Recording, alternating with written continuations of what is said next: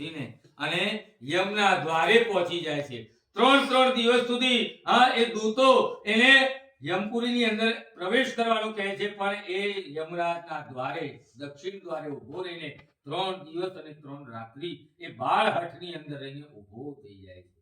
અને ત્યારે સ્વયં એ યમરાજ પોતે એ બ્રાહ્મણ દીકરા એટલે કે નચિકેતને જાણવા કે એવો કયો વિદ્વાન જ્ઞાની દીકરો બ્રાહ્મણનો દીકરો છે કે જે મારા યમપુરીની અંદર પ્રવેશ કરતો નથી. એટલે સ્વયં યમરાજ એને દ્વારે લેવા જાય છે અને યમરાજ કહે છે કે બેટા, હજુ પણ તારું વખત આ યમપુરીની અંદર આવ્યું, હજુ તો તારે બહુ જીવવાની બાકી છે ઉંમર, તારે આનંદ પ્રમોદ જ્ઞાન વિજ્ઞાન ધર્મ આ બધા સંસ્કારો તારે લેવાના બાકી છે. ત્યારે કહે છે નચિકેત કે મને જે મારા પિતાને જે પ્રિય વસ્તુ હતી એ મૃત્યુ એ મારા સ્વરૂપે આજે એમને દાનમાં આપેલી છે તમને, માટે હું તમારા દ્વારે આવ્યો છું. આમ એમની પ્રસન્નતા પૂર્વક જાણીને યમરાજ કહે છે કે હું તને મૃત્યુના શરણે તો ના લઈ જાઉં, પરંતુ તારી બાળ બુદ્ધિમાં રહીને પણ છતાં તારા વિદ્વત્તા અને તારા જ્ઞાનને આભાર વિભોર માનીને અને તને 3 વરદાન આપવાનું કહું છું કે તું જે માગે તને 3 વરદાન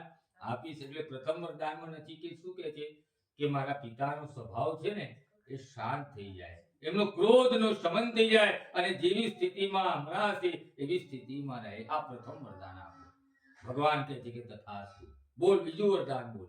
એટલે બીજું વરદાન પૂછે છે કે આ દેવો દેવી દેવતાઓ અમર બનીને સ્વર્ગ અને આ બધાની યાત્રાઓ કઈ રીતે કરે છે એનું પણ મને જ્ઞાન આપો.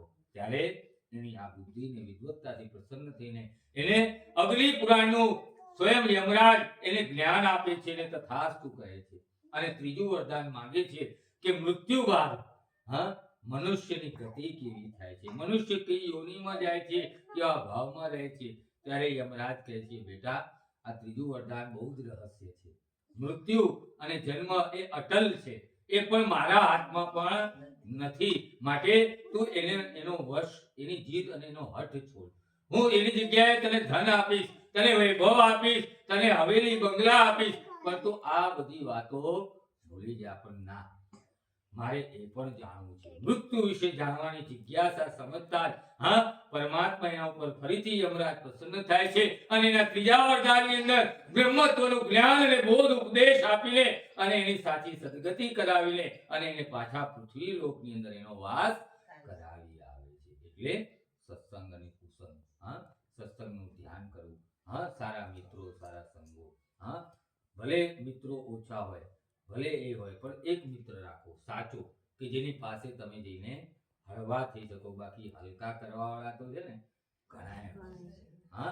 એટલે સ્ત્રીયત્વ જો જીભ ઉપર સદૈવ કાબુ રાખવાનું. વડીલો, માતા પિતા, ગુરુ, ચાહે બ્રાહ્મણનો દીકરો હો કે શૂદ્રનો હો કે વૈશ્યનો, દરેકને સમાન નજરે જોવું. આજ જેના 6 ચક્રો જાગૃત હોય ને એને સોના માટીમાં, મકાન ગાડીમાં, સ્ત્રી પુરુષમાં, બાળ અને યુવાનીમાં એને કઈ જ ફરક દેખાય નહીં. એને બધાને ભગવાને બધાના શરીરની અંદર બ્રહ્મા એટલે ધ્યાન અંતરાત્માની અંદર અર્પણ કરેલા જ છે. પણ સવાલ એ છે કે આપણે એને જાગૃત કરતા નથી, અંદરની અંદર રખાઈ દઈએ છીએ.